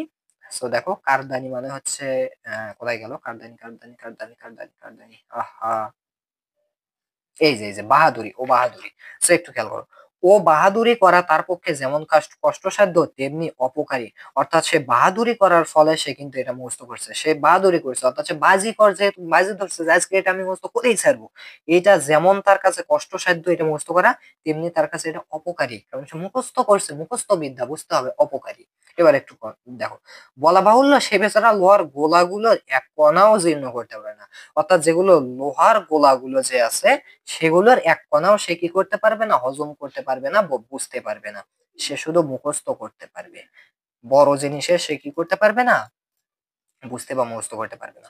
দেখো আমাদের ছেলেরাও তেমনি নোট নামক গুরুদত্ত নানা আকারে ও নানা প্রকারে গোলাগুলো বিদ্যালয়ে গলাধকরণ করে পরীক্ষালয়ে তা উদ্গীরণ করে দেয়। অর্থাৎ আমাদের সমাজে দেখা যায় যে নোট গুলো যেগুলো দেয় শিক্ষকেরা, সেগুলো পড়ে, সেগুলো কি করে একদম আগাটুকুরা মুখস্থ করে পরীক্ষার হলে গিয়ে জাস্ট সেগুলো আগাটুকুরা লিখে দেয়, উদ্গীরণ করে দেয়। এজন্য সমাজে তাদের বাহবা দেয় দিক, মানে সমাজ থেকে বলে তুমি অনেক লিখছো, বাহবা দেয় দিক, কিন্তু মনে যেন ভাবে না যে এ জাতির প্রাণ শক্তি বাড়ছে, সে মুখস্থ করে পরীক্ষার হলে গিয়ে উগলে দিয়ে এসছে, এতে তাকে অনেকেই বাহবা দিতে পারে দিক, কিন্তু সে যেন মনে না করে যে সে মুখস্থ করার ফলে তার প্রাণ শক্তি বাড়ছে, ব্যাপারটা লক্ষ্য রাখতে হবে। ওকে, তো তুমি মুখস্থ করছো তাই বলে যে তোমার প্রাণ শক্তি বাড়ছে এমনটা না, তোমার অনেক খাটনি হয়েছে, তোমার মনের বল শেষ, তোমার আত্মার মৃত্যু হয়ে গেছে, ব্যাপারটা বুঝতে হবে। স্কুল কলেজের শিক্ষা যে অনেকাংশে ব্যর্থ সে বিষয়ে প্রায় অধিকাংশ লোকই একমত। স্কুল কলেজের শিক্ষা অনেকাংশ কি ভাইয়া ব্যর্থ, সে বিষয়ে অধিকাংশ লোকই একমত। আমি বলি শুধু ব্যর্থ নয়, অনেক স্থলে মারাত্মক, এই স্কুলের শিক্ষা নিয়ে আমাদের আরো মারাত্মক ক্ষতি হচ্ছে। এখন এটা হচ্ছে লেখকের কথা, সেই সময়ের শিক্ষা ব্যবস্থার কথা। কেননা আমাদের স্কুল কলেজের ছেলেদের স্বশিক্ষিত হবার সে সুযোগ দেয় না, মানে নিজে নিজে শেখার কোনো সুযোগ নেই। বাট নিজে নিজে শেখার সুযোগ কি, সাহিত্য পড়া, লাইব্রেরিতে যাওয়া, যাও নিজে নিজে বই পড়া শুরু, বই বই পড়া শুরু করো, নিজে নিজে পড়ে স্বশিক্ষিত হও। বাট আমাদের স্কুল কলেজ সেটা স্বশিক্ষিত হতে দেয় না, এখানে তোমাকে গেলানো হবে, বিদ্যা গেলানো হবে। শুধু তাই নয়, স্বশিক্ষিত হবার শক্তি পর্যন্ত নষ্ট করে দেয়। অর্থাৎ তোমাকে বিদ্যা গেলানোর ফলে তুমি এখন নিজে নিজে কিছু শিখতে পারবে না, তোমাকে যা শিখাবে, যা মুখস্থ করে আসতে বলবে তোমাকে তাই মুখস্থ করতে হবে। এক সময় কি হবে, তোমার এই যে নিজে নিজে শেখার যে অভ্যাস বা এই যে শক্তি, এটা পর্যন্ত তোমার নষ্ট হয়ে যাবে এই শিক্ষা পদ্ধতির মাধ্যমে। তাহলে এই শিক্ষা পদ্ধতি কি করতে হবে, বর্জন করতে হবে সেই সময় লেখকের মতামত অনুযায়ী। আমাদের শিক্ষা যন্ত্রের মধ্যে যে যুবক নিষ্পেষিত হয়ে বেরিয়ে আসে, মানে আমাদের এই শিক্ষা যন্ত্র, এটা নট একটা হচ্ছে কি তন্ত্র, নট একটা হচ্ছে শিক্ষা নীতি, এটা নট একটা শিক্ষা নীতি, শিক্ষা নীতি, এটা হচ্ছে শিক্ষা যন্ত্র। মানে যন্ত্র মানে কি ভাইয়া, যেটা হচ্ছে কি করে যন্ত্র, যন্ত্রর কাজ কি বলতো, ঘুরানো পাকানো এইরকম। তো আমাদের এই একটা শিক্ষা যন্ত্রর মধ্যে যে যুবক নিষ্পেষিত হয়ে বেরিয়ে আসে, অর্থাৎ যে যুবক ক্লাস 1 থেকে 2 3 এভাবে পাস করতে করতে বেরিয়ে আসে, একসময় মাস্টার্স পাস করে বেরিয়ে আসে, অর্থাৎ সে কি হয়, অবশ্যই নিষ্পেষিত হয়, কারণ সে তো পুরো শিক্ষা যন্ত্রতে কি হয়েছে, জাস্ট নিষ্পেষিত হয়ে গেছে, মুখস্থ বিদ্যা তাকে গেলানো হয়েছে। তো নিষ্পেষিত হয়ে যে বেরিয়ে আসে, এখন একটু খেয়াল করো মজার কথা, যে নিষ্পেষিত হয়ে বেরিয়ে আসে, তার আপনার বলতে আর বেশি কিছু থাকে না, যদি না তার প্রাণ অত্যন্ত করা হয়, অর্থাৎ যে এই শিক্ষা পদ্ধতির মাধ্যমে বেরিয়ে আসে তারা নিজের বলে কিছু আর থাকে না।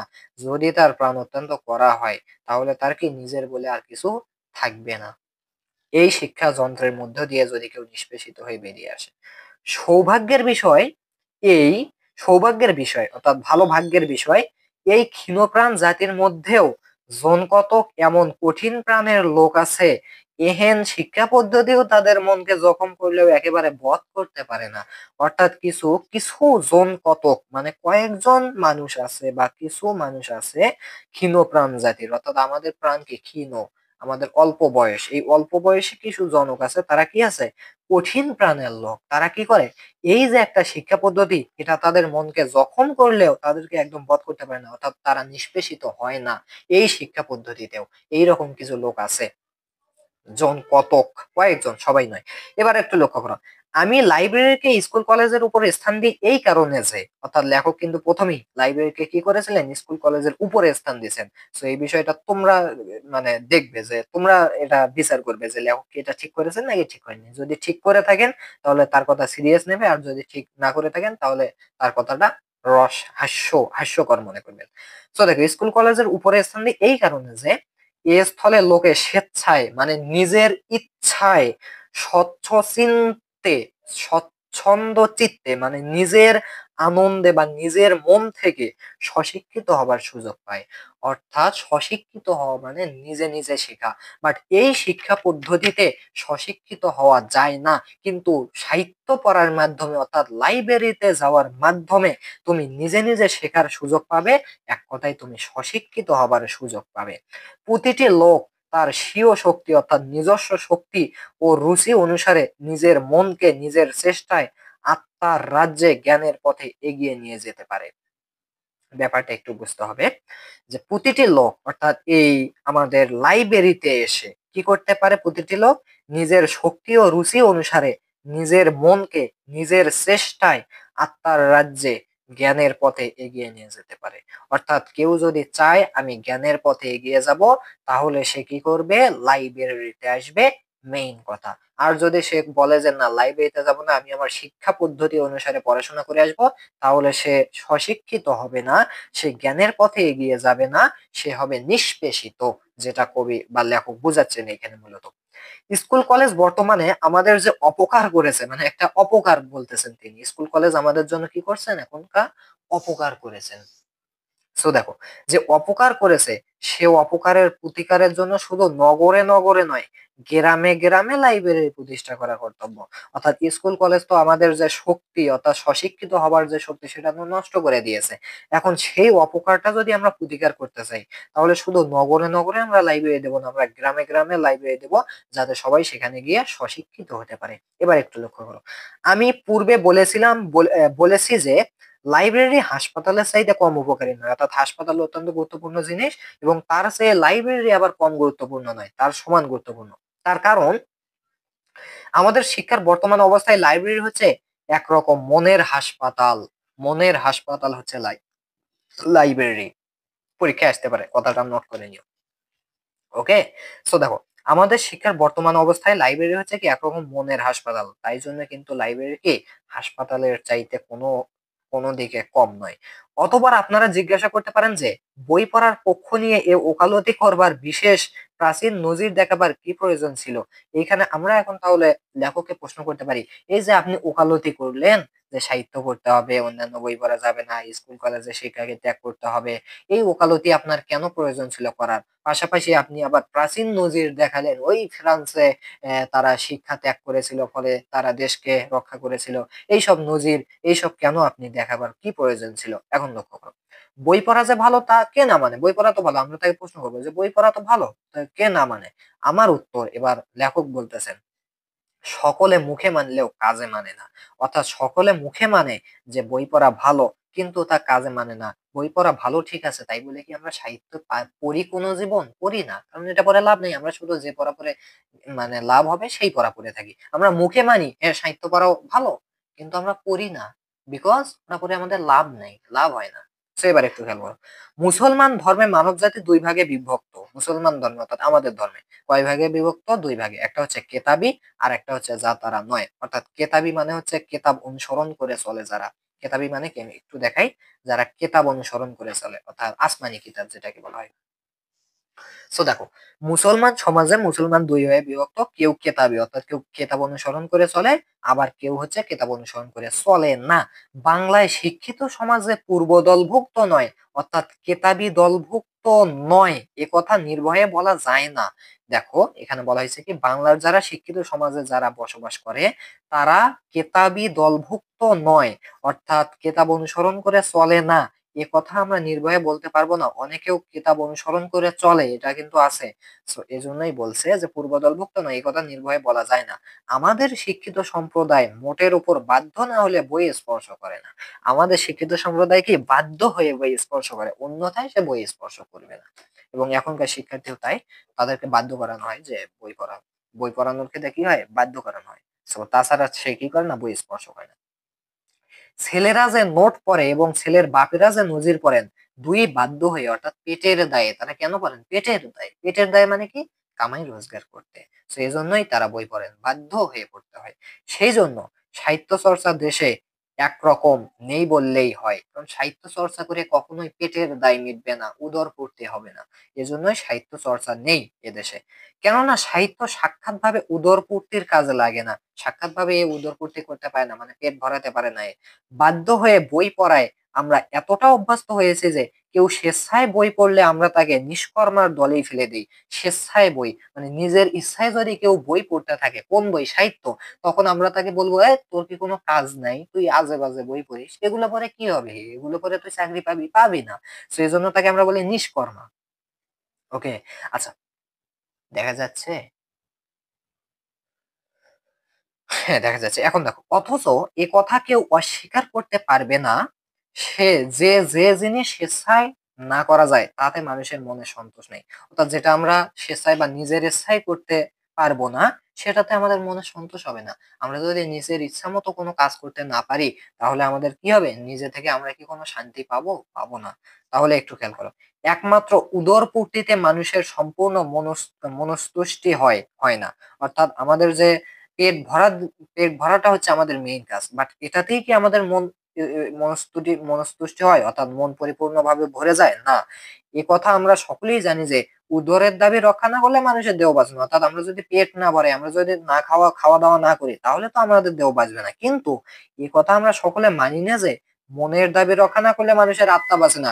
হ্যাঁ, তুমি উদর পূর্তি করলে তোমার স্বাস্থ্য ভালো থাকবে, তুমি বেঁচে থাকবে, কিন্তু তুমি যদি মানুষের মনের আত্মাটাকে বেঁচে রাখতে চাও, সেক্ষেত্রে তোমাকে তো মনকে ভালো রাখতে হবে, তাই না? অর্থাৎ উদরপূর্তি যেমন গুরুত্বপূর্ণ, তেমনি মনকে ভালো রাখাও গুরুত্বপূর্ণ। দেখো, মৃত্যু দুইটা, এখানে লেখক দুইটা মৃত্যু বলতেছেন। একটা হচ্ছে আত্মার মৃত্যু, যেটা অনেকের অনেক আগেই হয়ে যায়, আর একটা হচ্ছে তোমার দেহের মৃত্যু। তাহলে দেহের মৃত্যু কেন হয়? এই যে উদরপূর্তি না হলে। তাহলে আত্মার মৃত্যু কেন হয়? এই যে মনের দাবি রক্ষা না করলে। তোমার মনে চাচ্ছে কিন্তু তুমি করতেছো না বাধ্য হয়ে, সেটা কিন্তু হয় না। তাহলে তোমাকে মনের দাবিও পূরণ করতে হবে, পাশাপাশি উদরপূর্তিও করতে হবে। দেখো, এখন তাহলে মনের দাবি কিভাবে পূরণ করবা? তাহলে এখান থেকে সাহিত্যের কি কি আছে, সম্পর্কটা কোথায়? ওই যে মনের দাবি পূরণ করতে হলে তোমাকে সাহিত্য পড়তে হবে, সাহিত্য পড়লে মনের দাবি পূরণ হবে।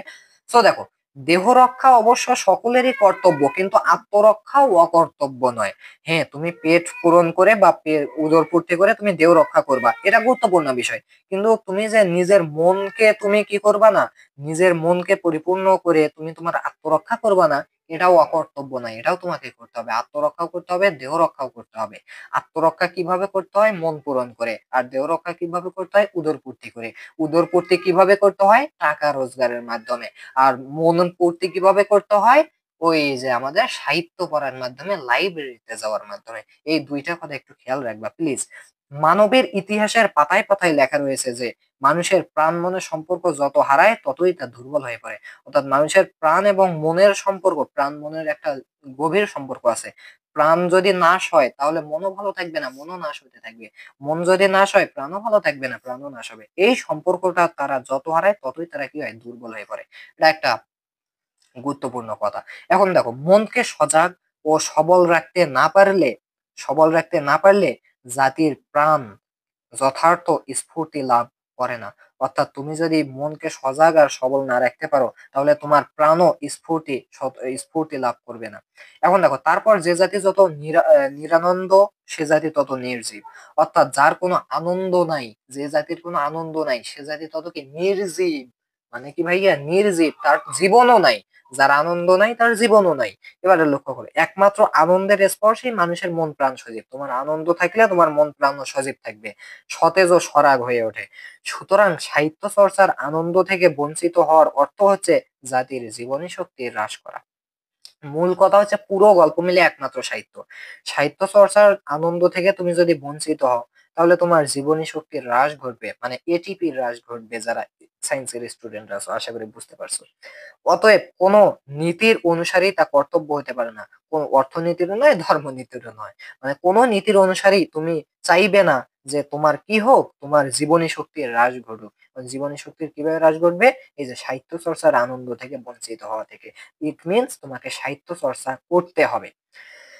দেখো এরপরে কি বলছে যে কাব্যামৃতে কাব্যামৃতে যে আমাদের অভিরুচি ধরেছে সে অবশ্য আমাদের দোষ নয়, আমাদের শিক্ষার দোষ। অর্থাৎ কাব্যকে এখানে তিনি মৃত ঘোষণা করছেন। এটাতে আমাদের অভিরুচি ধরছে, কারণ কবিতা পড়ে আমাদের কি হবে, তাই না? সে অবশ্য আমাদের দোষ নয়, আমাদের শিক্ষার দোষ। কারণ আমাদের শিক্ষাতে এই কবিতা এগুলোকে কোনো গুরুত্ব দেওয়া হয় না। আমাদের শিক্ষার দোষ হচ্ছে কি, আমাদের অন্যান্য শিক্ষা গ্রহণ করতে হবে যেগুলো করে আমাদের চাকরি বাকরি হবে, টাকা পয়সা রোজগার করা যাবে। যার আনন্দ নেই সে যে নির্জীব, এই কথা যেমন সত্য, যে নির্জীব তার আনন্দ নেই সে কথাও তেমনি সত্য। অর্থাৎ যার আনন্দ নাই সে কি, তার জীবনও নাই। আবার যার জীবন নাই তার আবার আমার আনন্দ নাই, দুটা কথাই সত্য। আমাদের শিক্ষাই আমাদের নির্জীব করেছে, আমাদের শিক্ষা ব্যবস্থাটা আমাদের কি করেছে, নির্জীব করে তুলেছে। মানে একদম ওই যে প্রথমটাই বলে আসতেছে গেলানো হয়, তাহলে এর মাধ্যমে নির্জীব হচ্ছে, অর্থাৎ আমাদের জীবনই থাকতেছে না এবং আমাদের আনন্দও তাহলে থাকতেছে না।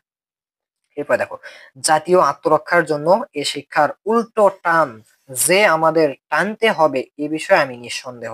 অর্থাৎ আমরা যদি আমাদের জাতীয় আত্মরক্ষা করতে চাই তাহলে আমাদেরকে এই শিক্ষা পদ্ধতির উল্টো টান টানতে হবে। কোন শিক্ষা পদ্ধতি? লেখক যে সময় লেখাটা লেখছেন সেই সময়ের, নট এই সময়ের।